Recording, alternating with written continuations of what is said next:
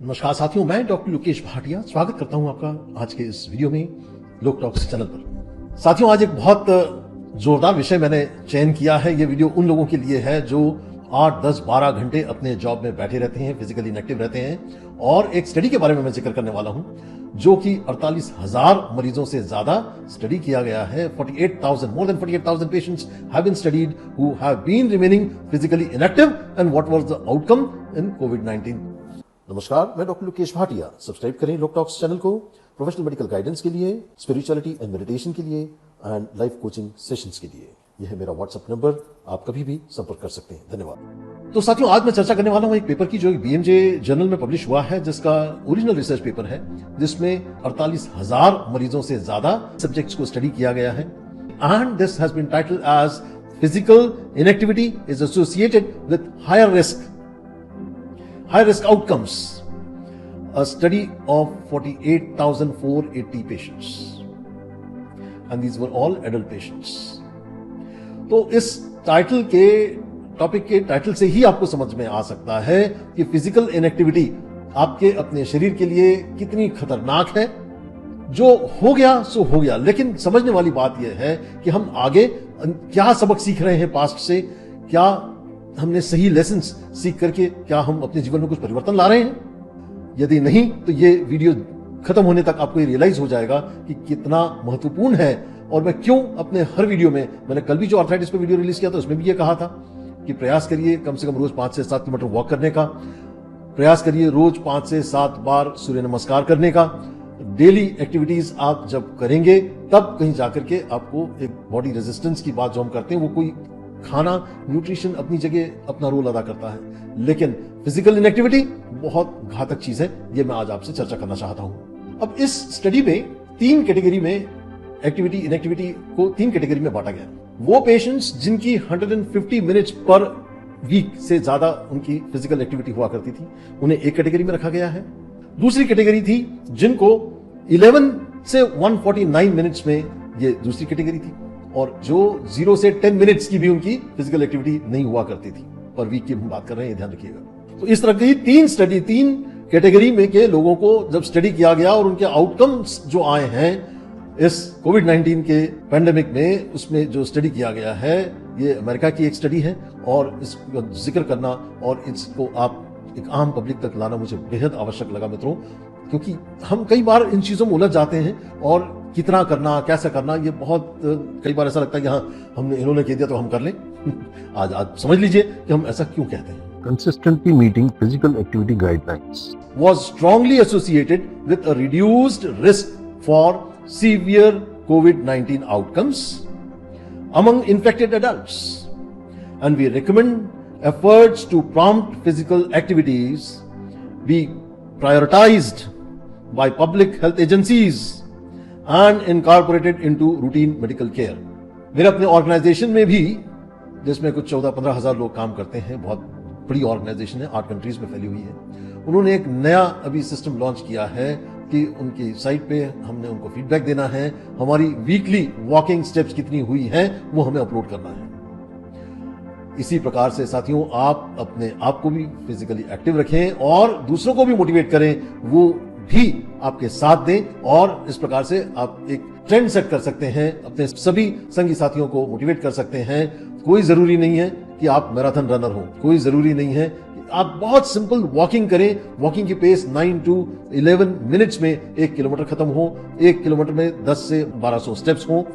ये आपने इन बातों को अगर आपने ध्यान दिया, निश्चित रूप से आप कोविड-19 ही नहीं, बहुत सी अन्य बीमारियों से भी अपने आप को बचा सकेंगे। इसमें जो स्टडी का जो पैरामीटर रहा उसमें आपसे थोड़ा सा रीड कर रहा हूं आपके लिए। We linked each patient self reported physical activity category consistently inactive, that is 0 to 10 minutes की भी जिनकी फिजिकल एक्टिविटी नहीं होती थी पर वीक में, some activity that is 11 to 149 minutes per week, consistently meeting guidelines, that is 150 minutes and above minutes per week, to the risk of hospitalization, ICU admission and death after COVID-19 diagnosis.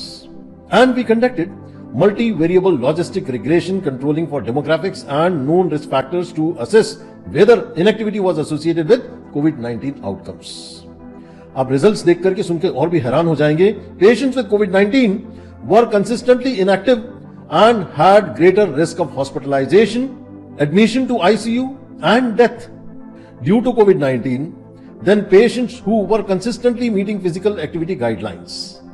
Patients who were consistently inactive also had a greater risk of hospitalization, admission to the ICU, and the death rate was also on a very higher side due to COVID-19 than patients who were doing some physical activity. तो conclusion जो इन्होंने draw किया है उसमें बहुत clear उन्होंने ये कहा है कि the consistently meeting physical activity guidelines was strongly associated with a reduced risk of COVID-19 outcomes among infected adults.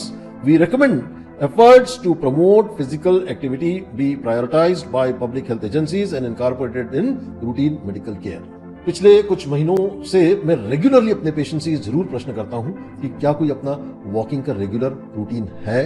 To my surprise अगर मैं उस पूरे डाटा को अगर कंपाइल करूंगा तो आई थिंक कि हार्डली 2% लोग ये एडमिट करते हैं केवल, जो ये कहते हैं कि हाँ साहब हम रोज जो है 5 से 7 किलोमीटर वॉक करते हैं। देखिए भाई ये भी एक बहुत मजेदार बात है। मैं हमेशा सबसे कहता हूं 5 से 7 का मतलब यह है कि अगर आप 7 किलोमीटर का डेली टारगेट बनाएंगे तब आप ये ऑब्जर्व करेंगे कि ऑन एन एवरेज आपकी जो वॉकिंग है वो कुछ 5 किलोमीटर के एवरेज में आ रही है। बिकॉज हर दिन एक समान नहीं रह सकता। जिस प्रकार से 5 उंगलियां समान नहीं होती उसी प्रकार से आपको हर दिन एक समान नहीं होगा। किसी दिन कुछ ना कुछ कंटिजेंसी इस तरह की आएंगी कि आप अपना टाइम कहीं ना कहीं उसी में से आप कट डाउन करेंगे। कुछ इसेंशियल वर्किंग के लिए ऐसा आपको टाइम निकालना होगा, अनअवॉइडेबल सर्कमस्टांसेस के लिए आपको ऐसा टाइम निकालना होगा कि हो सकता है उसमें से आपका टाइम कट डाउन हो, इसलिए आप उसको टारगेट अटेंड कर पाएंगे। पर वीक की मिनिमम फिजिकल एक्टिविटी किसको माना गया है? 150 मिनट्स पर वीक।